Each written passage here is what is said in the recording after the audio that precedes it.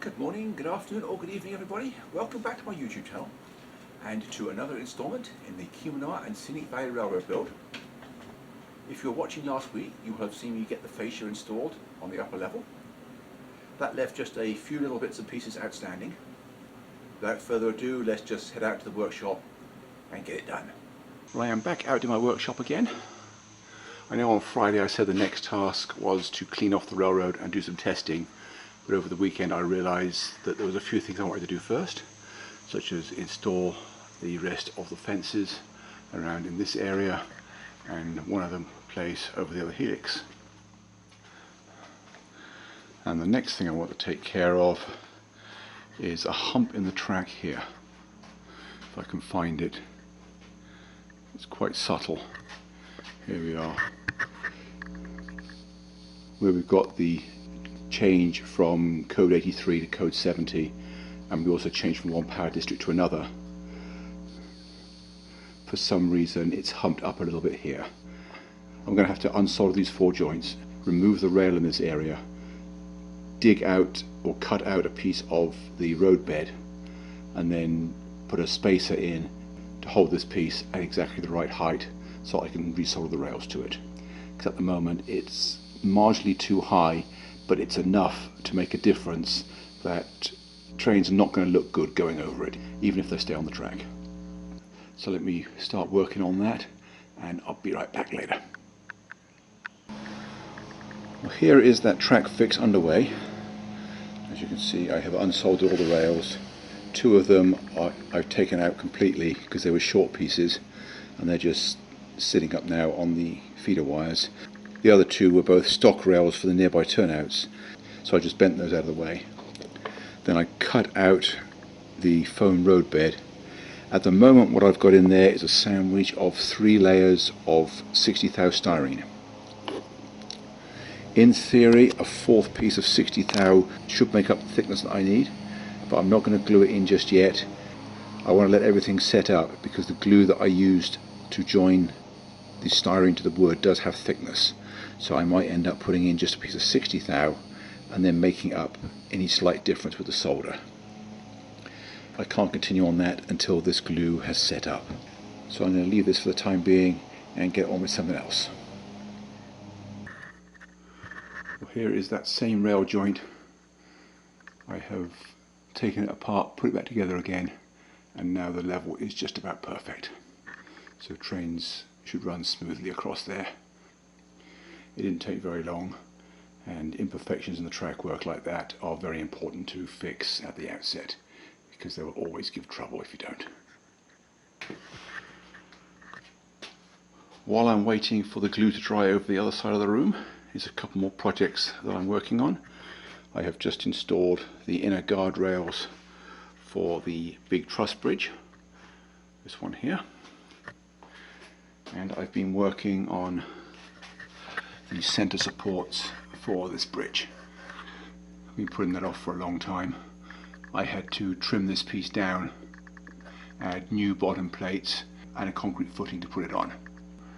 That glue should be just about dry enough to be able to slide it in and attach it permanently in place. So I'll do that and then get back to the other tasks. Well, another day has come and gone. I'm just about to pack up and go in. I haven't made any recordings today, but I have been very busy. I've got a lot done. Most noticeable is that most of the track has been painted. The only part that hasn't been done is the branch line terminal yard. I have not only run out of time, but I've run out of paint too. And also, as part of painting the track, I've been filling in all the missing ties everywhere except for the benchwork joints.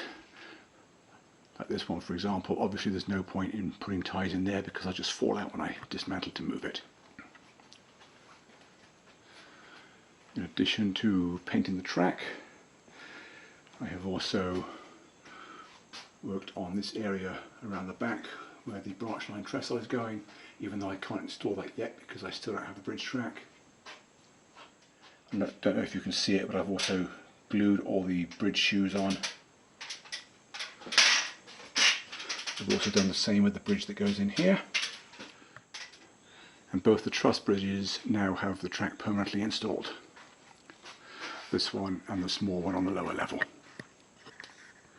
So I think that's a pretty good day's work. I'm going to go in now and I will continue tomorrow. Don't go away. Well, as you can see, I have now finished painting the track. There wasn't much more to do, and it didn't take very long. Also, less obvious is the fact that I have cleaned everywhere thoroughly, first with the track eraser block and then with the shop vac. All the visible track on the top deck should be good for testing. So I'm going to do that later and I'll check in with you then. Don't go away. Well, it has been the best part of a week since I've been out here. But today is a very special day in the development of the K&SV and Scenic Valley Railroad, because the Code 70 bridge track that has been out of stock for almost a year has finally arrived. Here it is on my workbench. So I can now get the branch line finished.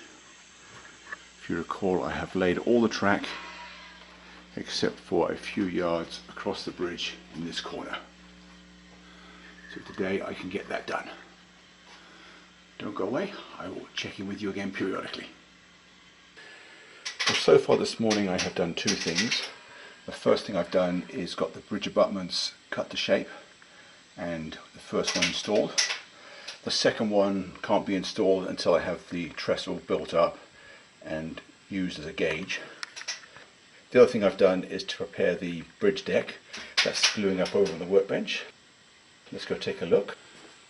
Well, here is the bridge deck gluing up. First thing I did was to curve it to the right radius, in this case 40 inches, using my standard methods. I removed a few bridge ties from each end. Here's one piece that I cut out, and then installed some regular ties so I got some overlap. And now, as you can see, I am gluing up the deck girders and weighting it. All I can sensibly do now is to go inside and leave that to set up. So don't go away, I will check in with you again later. Well, here is the bridge roughly propped up into position, and I was able to discover that the spacer I needed here was just a single piece of 1/2-inch plywood. So I've now glued this abutment in place and I can start working on getting the 3 piers cut to size. I have these 2 double track piers. I'm going to use the bandsaw to make 2 single track piers out of each one, bearing in mind that the back edge will never be seen. So I'm going to go away, do that, and I'll be right back. Well, there is the bridge roughly positioned with its piers. At the moment the vertical clearance is a lot higher than it needs to be. I have something like 3/4 of an inch more than the minimum for a freeway. The gaps between the piers scale out to just over 40 feet, which is sufficient for 2 lanes each way with a slightly compressed hard shoulder. So we can make that work.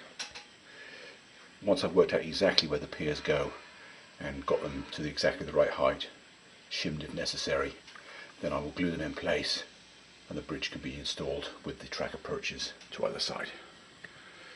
So we go away, do that, and I will be right back. With the piers for the branch line bridge installed and the roadway marked out, I can now mark the centre of the front bridge for the double track. You can see there's a couple of pencil marks here and back there.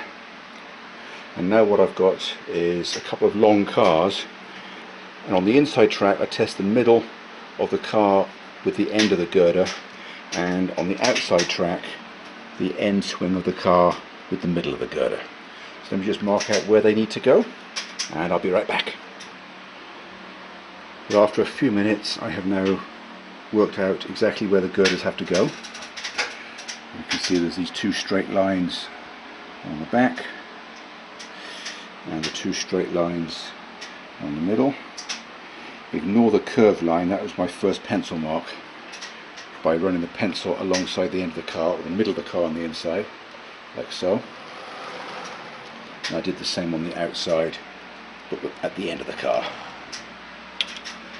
So now what I've got to do is get the circular saw out and cut the sub road bed to these lines, and that will serve as a guideline to gluing the girders in place.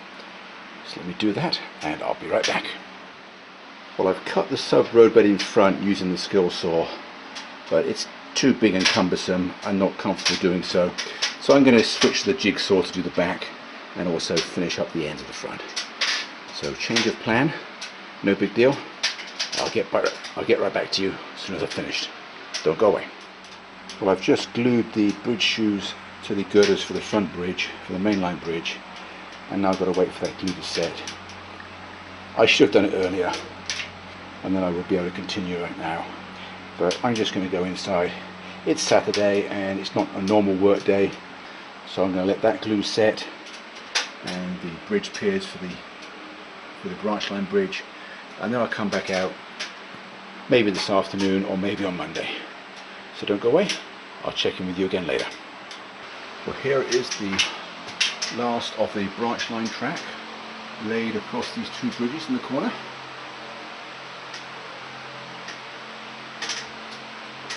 I've got it weighted down, and now I can do the bridge in front of it. I delayed that because I didn't want to lean over and break it while working on the back track. So let me get on with this and I'll be right back. Well, here is the mainline bridge over the freeway, all done. The centre pier and the two end abutments, they all had to be lengthened because with the curve the girders are further apart than they would otherwise need to be. I've glued them in place with a few dollops of the crafter's pick adhesive. The bricks are just holding them so they don't fall. Ultimately the ballast will fill that gap. So anyway, all I can sensibly do now is leave this area and get on with something else. Don't go away.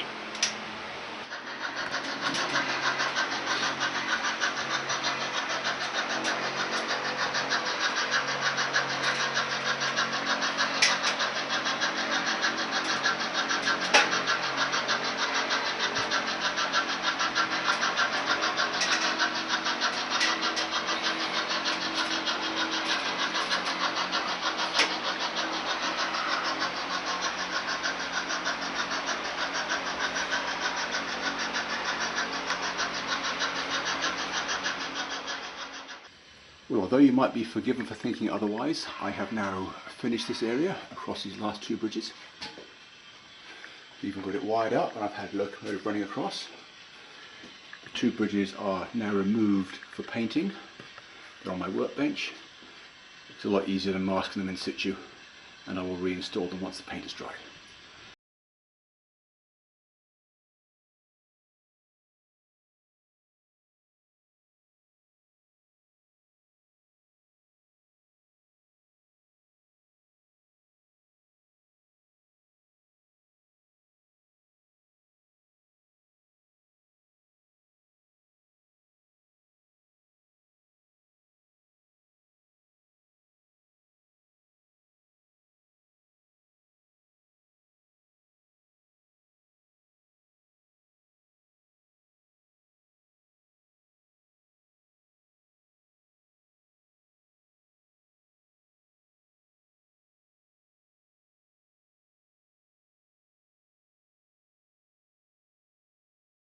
Well, that's all for this week.